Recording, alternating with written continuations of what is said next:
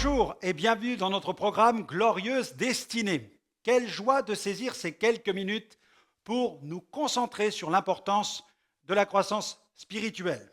Dieu désire nous équiper sur le plan spirituel et rien de tel que la prière pour remettre ce désir de croissance entre les mains du Dieu vivant. Prions quelques instants. Oui, notre bon Père Céleste, notre désir, c'est de grandir, c'est de croître dans la connaissance de ta parole, mais aussi dans la communion avec toi. Alors merci de nous visiter maintenant et de bénir ce temps de partage autour des Saintes Écritures, que ton Esprit produise en nous cette croissance à laquelle nous aspirons tous. Sois remercié au nom de Jésus. Amen. Amen. Dieu désire que chacun de nous grandissions dans la connaissance de Jésus-Christ. Nous allons parler de la vie spirituelle. Je vais évoquer dans cette émission deux éléments vitaux qui contribuent ensemble à une vie spirituelle vraiment dynamique. Il s'agit des vecteurs de puissance. Deux éléments qui nous permettent de vivre la manifestation de la puissance de Dieu. Il s'agit de l'onction et de la foi. Je suis sûr que ce sujet va retenir toute votre attention maintenant.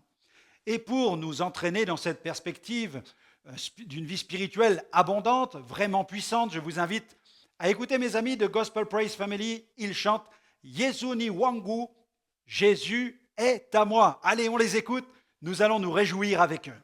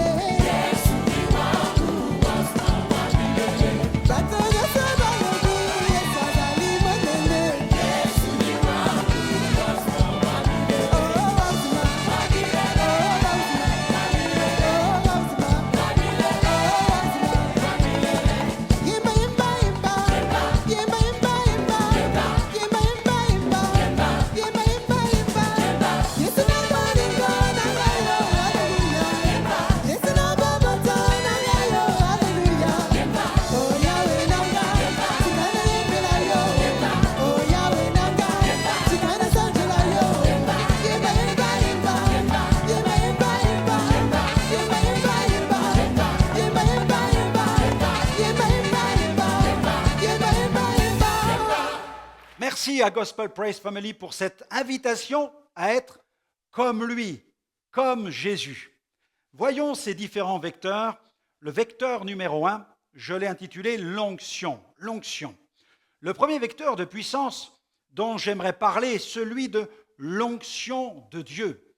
Nous savons que David préféra l'onction de Dieu à l'armure de Saül et que ces deux hommes n'eurent pas le même destin. Saül fut oint avec une simple fiole d'huile alors que David fut oint avec une corne remplie d'huile. Cette corne remplie d'huile devait-elle présager un grand destin? Certainement. Cependant, je voudrais apporter cette précision. Quand je parle d'onction, je ne parle pas des dons spirituels que l'Esprit de Dieu distribue à chacun comme il le veut, car malheureusement, on peut posséder des dons spirituels et pourtant être en totale perte de vitesse sur le plan de l'onction. Samson en est le triste exemple.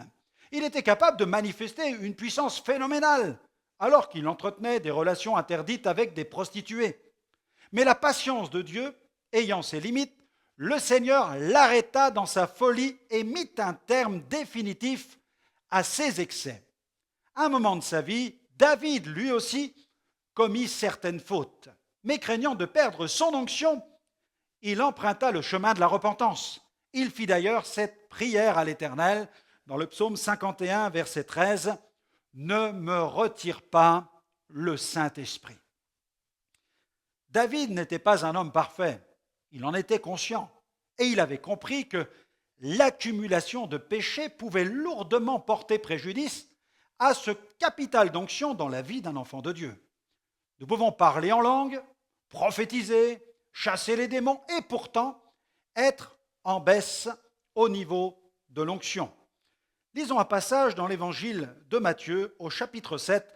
Matthieu chapitre 7, versets 21 à 23, versets 22 à 23, Jésus a même laissé entendre que certaines personnes peuvent exercer certains dons spirituels et pourtant ne pas chercher à développer une véritable communion avec Dieu. Voilà ce qu'il déclare. Plusieurs me diront en ce jour, dans une autre version, beaucoup me diront en ce jour, Seigneur, Seigneur, n'avons-nous pas prophétisé par ton nom? N'avons-nous pas chassé des démons par ton nom? Et n'avons-nous pas fait beaucoup de miracles par ton nom? Alors je leur dirai ouvertement, je ne vous ai jamais connu, retirez-vous de moi, vous qui commettez l'iniquité. Avoir reçu de Dieu tout un arsenal de dons spirituels n'est pas la garantie d'une vie d'intimité avec Dieu. Les dons ne peuvent se substituer, à la présence de Dieu dans notre vie. Il est donc d'ailleurs nous avons besoin, et chacun a besoin de cette présence de Dieu pour bien fonctionner. Et les dons spirituels ont besoin de Dieu pour ce fonctionnement. Les dons spirituels ne sont donc pas la garantie d'une profondeur spirituelle. Les dons spirituels sont des cadeaux que Dieu accorde à ses enfants, alors que l'onction est le résultat d'une recherche quotidienne de la présence de Dieu. C'est dans la présence de Dieu que le Seigneur déverse sur nos vies l'onction de sa présence. Et c'est cette onction qui permet d'exercer les dons de l'Esprit selon l'Esprit. Les dons, pour être efficaces, doivent être exercés dans la plénitude du Saint-Esprit. Dans le chapitre 12 de la première épître de Paul aux Corinthiens, l'apôtre évoque l'importance, il parle des opérations de l'Esprit. Nous négligeons trop souvent cette dimension de la vie de l'Esprit.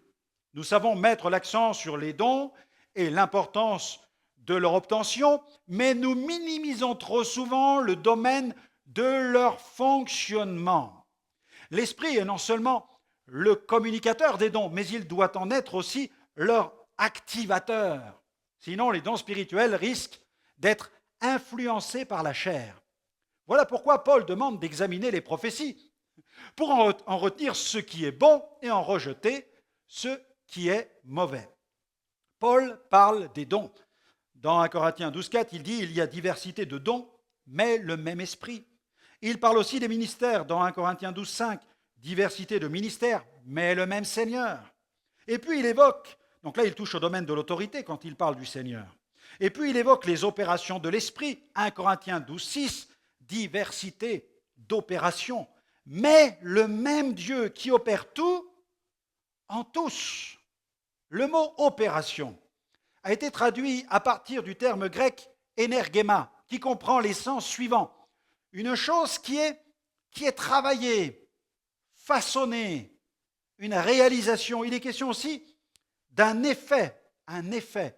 Prenons l'exemple d'un voilier. Si le vent souffle et que le navigateur refuse de hisser la voile, le voilier ne voguera pas de façon efficace. Mais si le navigateur hisse cette voile, le vent pourra alors s'y engouffrer et pousser le bateau vers sa destination. La voile et le gouvernail donneront l'effet escompté au voilier. Pour que les dons spirituels produisent un véritable effet, il est donc important que celui qui exerce les dons soit pleinement rempli du Saint-Esprit afin de permettre à l'Esprit Saint de façonner, de travailler, de modeler le fonctionnement du don. L'opération de l'Esprit Saint, c'est la touche divine dans l'exercice des dons spirituels. Si le don est de l'Esprit, son opération doit-elle aussi s'exercer selon l'Esprit. L'Esprit veut nous venir en aide dans le domaine de l'exercice des dons spirituels. Il veut nous aider en fait à opérer. Il veut en quelque sorte graisser les différents rouages de nos dons, de nos talents et de nos ministères pour les faire fonctionner de façon inspirée et harmonieuse. Exerçons les dons avec onction. Une seule garantie d'une véritable onction sera donc une recherche quotidienne et permanente de la présence de Dieu. C'est pourquoi si quelqu'un recherche le baptême dans le Saint-Esprit ou les dons spirituels, que ce soit surtout pour vivre plus près de Dieu, vivre plus dans la plénitude de son Saint-Esprit. L'onction est sainte, l'onction est pure. Il nous faut veiller à ce qu'elle ne devienne jamais frelatée. Nous ne devons pas la mélanger, nous ne pouvons pas l'acheter non plus. Simon le magicien essaya bien d'acheter à prix d'argent le pouvoir de baptiser dans le Saint-Esprit. Mais il fut immédiatement réprouvé par les apôtres.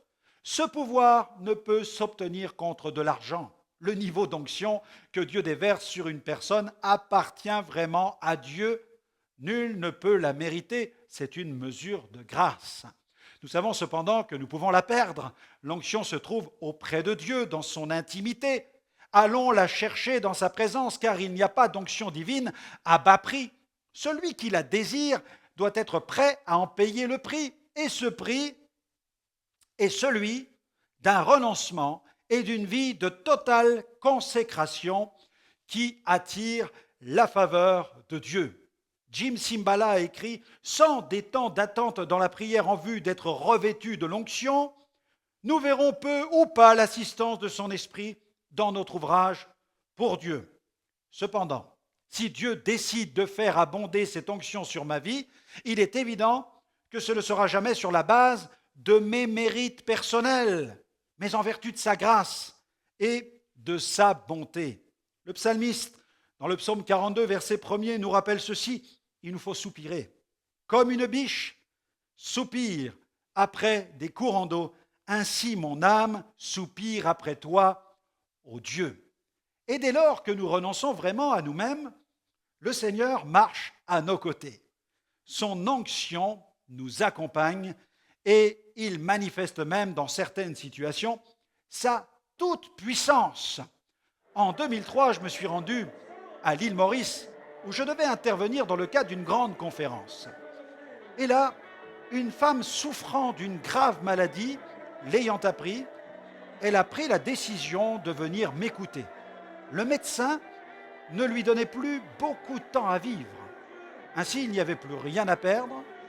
Elle a décidé de faire cette ultime tentative, celle de la dernière chance. Seule une intervention divine pourrait la sauver. Alors, en entrant dans cette grande salle, elle s'était préparée à assister à une réunion d'évangélisation dans laquelle on prierait pour les malades. Elle ignorait que les messages des différents orateurs étaient destinés exclusivement à des leaders, à des responsables spirituels. Et de plus, elle est arrivée en retard. Arrivée en retard, quand elle pénétra dans les lieux, elle trouva une salle pleine à craquer. Remarquant qu'un siège restait libre au dernier rang, elle prit place à cet endroit tout près de la sortie. Nous étions pratiquement au terme de cette réunion. Je venais de lancer un défi aux leaders: déposer les fardeaux du ministère aux pieds du Seigneur. Un grand nombre de ces responsables étaient à genoux. Il y avait approximativement 1200 personnes en train de prier. Certains s'humiliaient, d'autres se réconciliaient. Ces moments étaient si émouvants. Et face à un tel mouvement de l'esprit, cette femme prit la décision, elle aussi, de se mettre à genoux pour prier. L'action de prière était incroyable. La présence de Dieu était tangible. Soudain, quelques minutes après s'être agenouillée, elle sentit comme deux mains qui se posaient sur sa tête. Elle a pensé que je venais de descendre de l'estrade pour aller prier pour les malades. Mais quand elle ouvrit les yeux, elle ne vit personne devant elle. J'étais toujours sur l'estrade. Elle comprit que ces deux mains qui reposaient sur sa tête n'étaient pas les miennes, mais celles du Seigneur.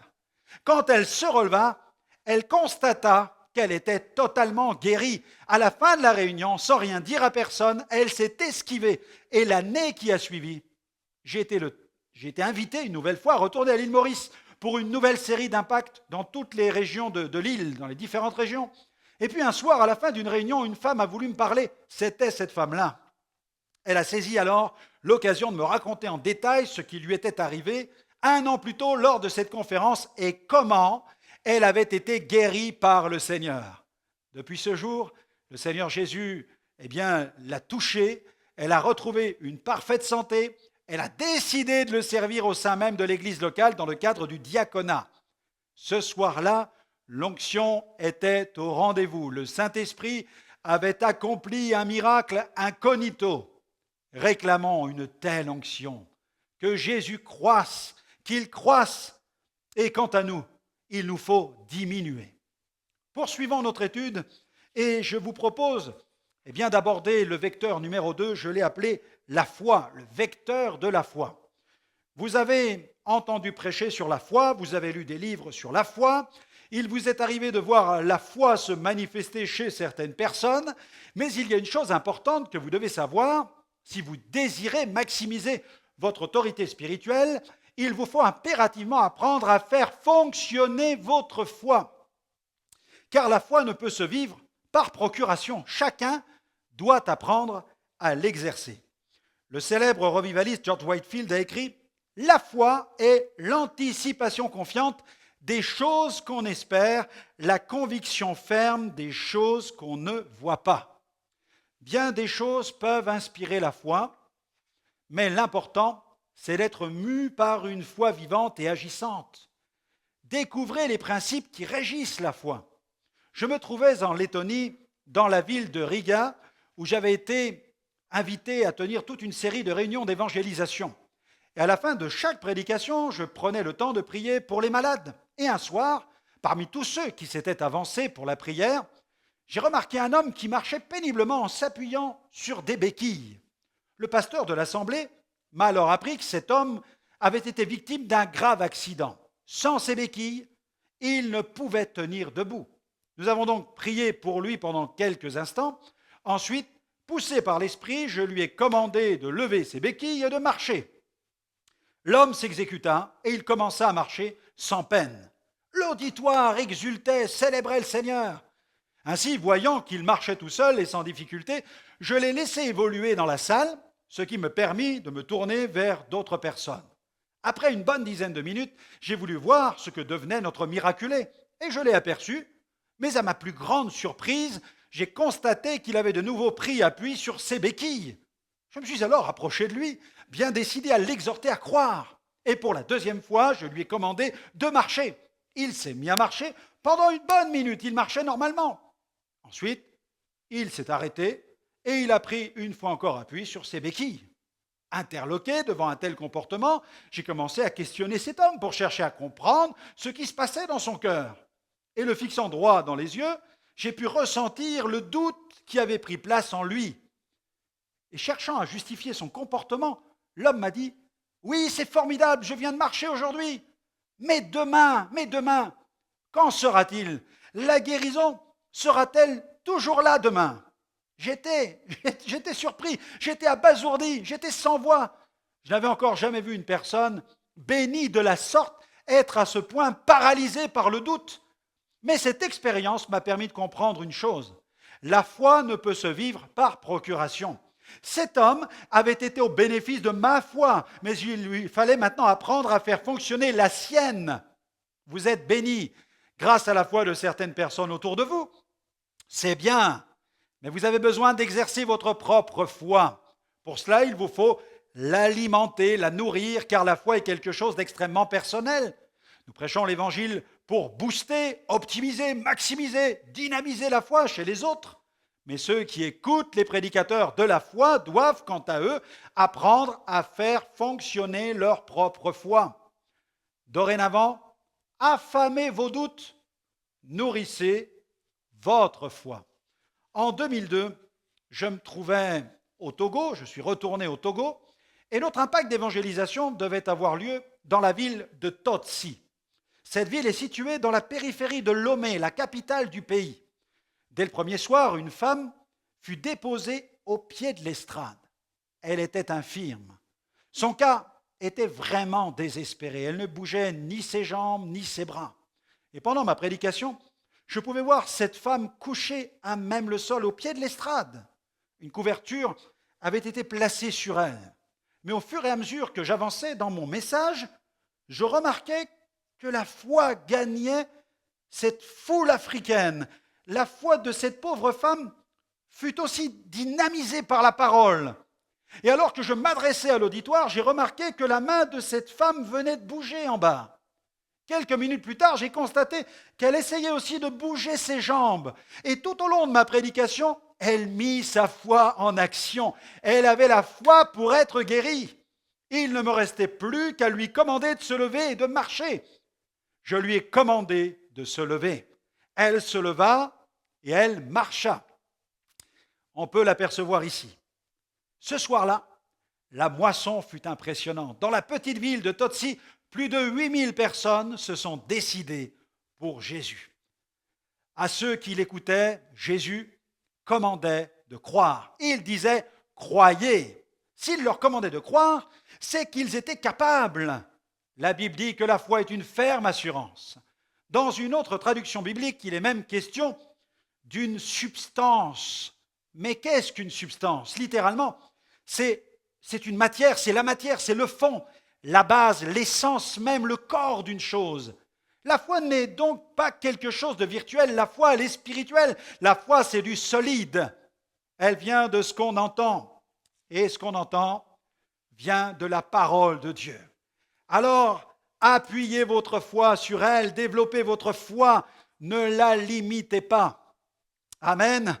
Eh bien voilà, notre émission se termine. J'espère que vous aurez apprécié ce nouvel enseignement sur les deux vecteurs, vecteur onction, vecteur foi, et je veux croire que vous allez publier encore plus maintenant la gloire de Dieu dans votre vie. N'hésitez pas à nous retrouver sur notre site web www.gospelvision-international.com. Vous y verrez de nombreuses émissions en replay et elles vous feront du bien, elles vont vous amener à grandir toujours plus dans votre communion avec le Seigneur. Et celui-ci, le Seigneur Tout-Puissant, va continuer à répandre sa grâce sur votre vie. Qu'il vous fasse pleinement entrer dans cette glorieuse destinée. Que Dieu vous bénisse et à bientôt.